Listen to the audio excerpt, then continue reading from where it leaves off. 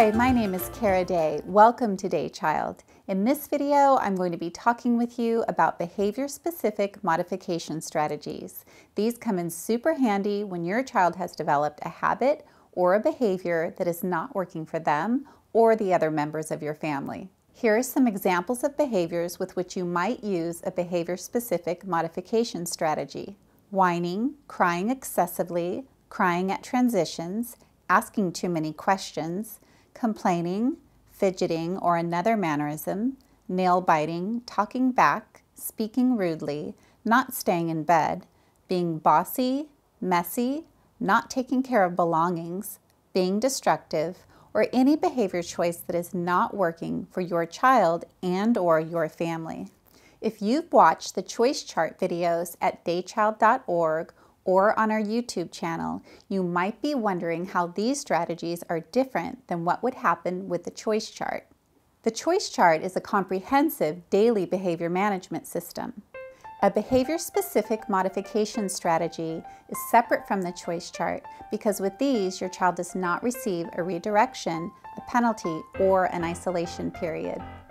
These strategies work very quickly to eliminate behavior, so that means you only use them for a few days or a few weeks, whereas the choice chart is something that you use all the time. The choice chart is for every day. This is for something that needs special attention. Okay, putting the choice chart aside, let's see how to implement a behavior-specific modification strategy, whether you're using the choice chart or not.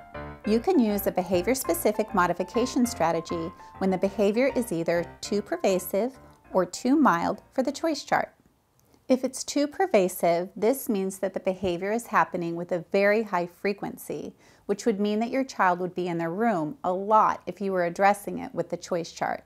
If it's too mild, this means it could be a very subtle behavior for which your child might not ever earn a penalty, but that still needs to be addressed.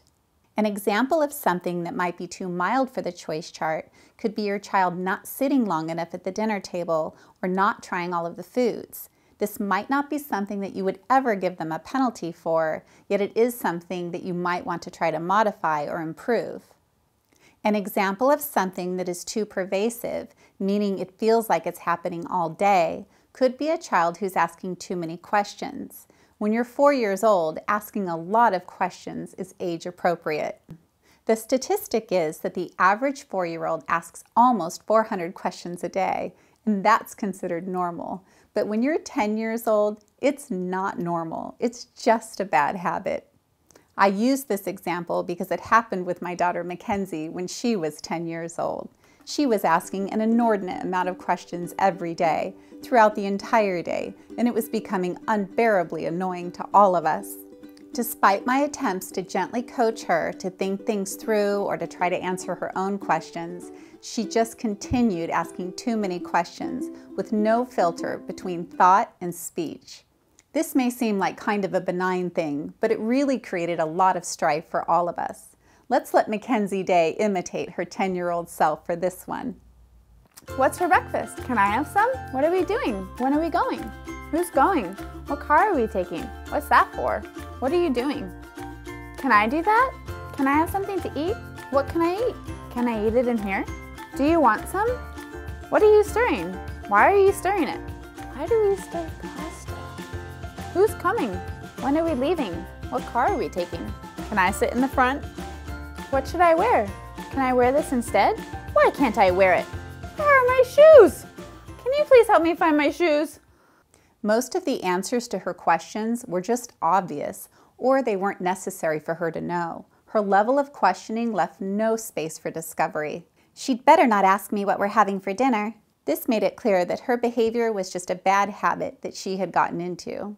So I created a quick, easy-to-use, behavior-specific modification strategy that reduced the behavior by 50% the first day and had eliminated it by the 4th day. I started by having a pre-meeting with Mackenzie.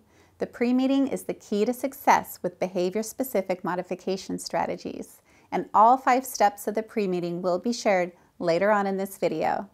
The strategy I used with Mackenzie was to give her an index card and a hole puncher. Every time she asked a question, she had to punch one hole in the card. She was only given 20 questions for the whole day, so this meant that she would need to choose her questions wisely. I decided to let Mackenzie be in charge of the card because I wanted her to have complete ownership of every question that she asked. I also wanted her to hear the clicking sound of the puncher because when you add an auditory component to any behavior modification strategy, it becomes more powerful. The first day, Mackenzie was out of questions by 8:15 in the morning. Something tells me it's going to be blissfully quiet around here today. It was a real eye-opener for her to realize just how many questions she was asking. This was a powerful moment. For the rest of the day, she simply had to figure things out on her own, or even if she couldn't figure it out, she had to just not ask. And she couldn't ask other people either because it was 20 questions total for the whole day. I picked this number not because it would be the number of questions that she would be limited to in the future, but because she was only 10 years old, I wanted to pick a number that she could conceptualize and that would really make her think about whether or not she wanted to ask a question. Her creativity was kicked into high gear that day. Once her questions were used up, she started saying things like, I wonder when we're going to leave. If you notice, that's not a question. It's a declarative statement. If we wanted to, we could have rewarded her creativity by saying 4 o'clock, but mostly we just chose to smile at her. We all had a lot of fun with it, even Mackenzie. Oh yeah, it was a ton of fun, Mom. On the second day, her 20 allotted questions lasted till about noon. On the third day, until the early evening. And on the fourth day, she really didn't need the card anymore. She was demonstrating a great deal more self-control, and none of us were really annoyed by the type or the amount of questions that she was asking. Victory!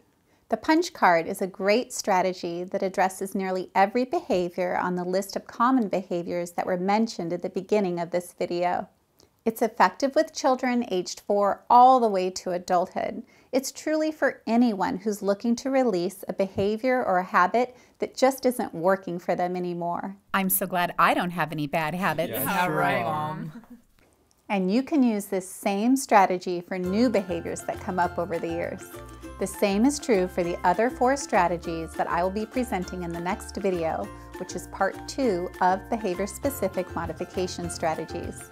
To have great success with the behavior-specific modification strategy, it's really important that you have a pre-meeting. And I will be covering all 5 steps of the pre-meeting in the premium portion of this video. Premium members enjoy the full-length versions of every video and gain access to premium-only videos. I hope you will want to click this button to become a premium member. What's for breakfast? Can I have some? What are we doing? Where are we going? Come on, I look good to go. Your hair good? Does that say Jen probe? My name is Jenya. That's what he wears to pick up on the ladies. Cause I've been waiting around and I'd like to have some of your time. Robot.